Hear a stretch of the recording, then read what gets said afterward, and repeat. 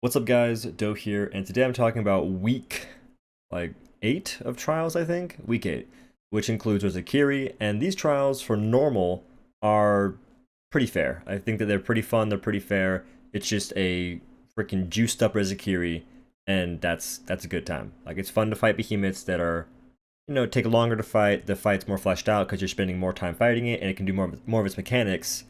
Like, I like that. That's what I want trials to be, but it's not. Anyway, so for the normal version of Trials for Rezakiri this week, you're gonna have Radiant Mollusks, and they're just the Garys from SpongeBob cruising around the Trials arena. When you step in their little goo trail, they'll blind you. They got that pepper spray, man. Except like it's just white out. It goes full white. So try and not get bodied by that because it can totally mess you up. And it's actually fair. If it might feel in some to some people it might feel sort of I guess messed up, but this is a good mechanic because it doesn't last very long and you can avoid it.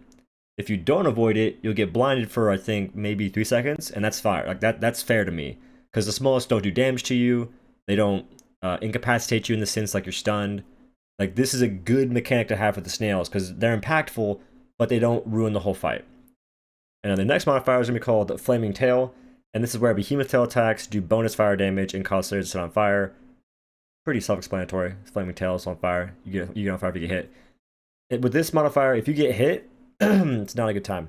It's not fun to get hit by the tail. You can get clapped. But the fire itself isn't a big deal. All you have to do is roll it off. If you're low on stamina, if you're low on health, you might get bodied. But if you have stamina, you should be good. Now, for the Dauntless trials, this is where it has my most favorite and beloved modifier ever. That we should put this modifier on every behemoth.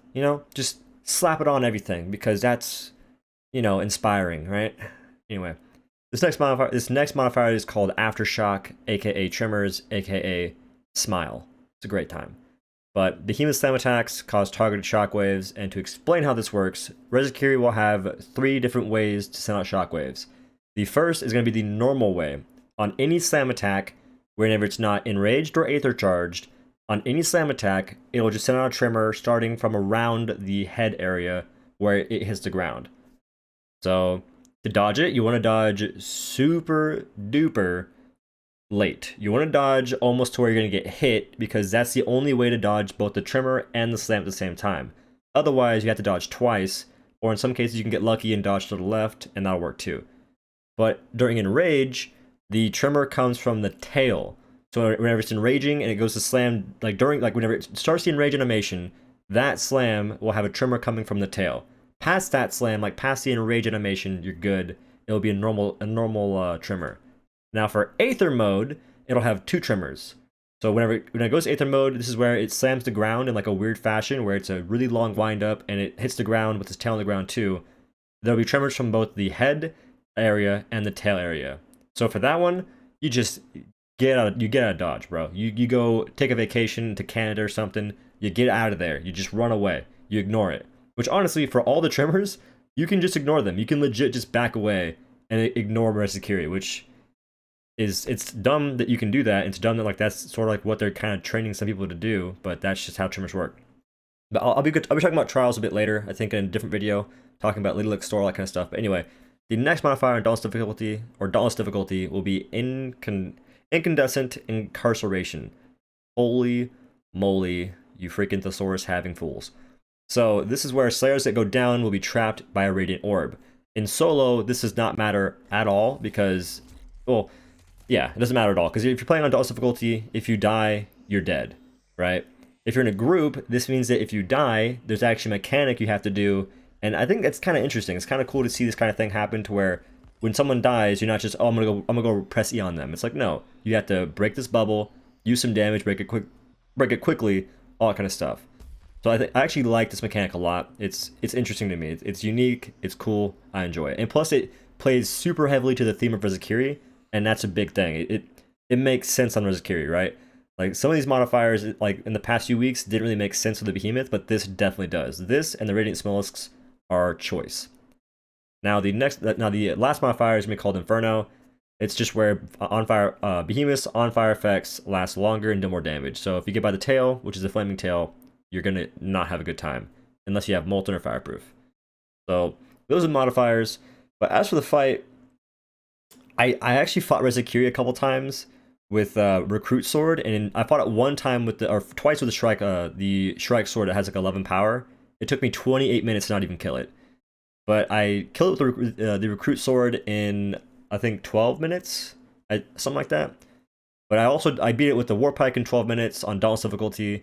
I beat it with the Hammer with a 457 with no pots, basically. And Repeaters with like a 5-minute run. But I'll be showing you guys my axe run, which I really liked. I think it was really smooth.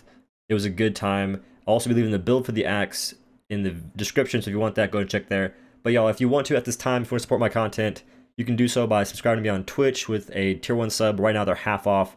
If you do so, you get my Twitch Flare sub, or my Dauntless Flare by, you know, being a sub and then going to my Discord and joining that. There'll be like a way to get that. And also use my credit code on the Epic Game Store. That helps me out a ton. But regardless, I'm gonna go ahead and play the run, which I thought was pretty good. It's a solo axe run on Dauntless difficulty, and it was pretty smooth. So guys, enjoy that, and thank you again for watching so far. I will see you at the end. So about that, I actually can't play the clip in its entirety. I mean, I can, but I don't want to because it's got music in the background. That music will get copyrighted, and this video will be demonetized. So instead of doing that, I'll show you how it ended, or I'll show you the time I got, and I'll show you a clip where I played really well, probably the best I played with axe ever on this trial, and I kind of got bodied at the end by something that I think is not fair. So we'll go ahead and watch that instead.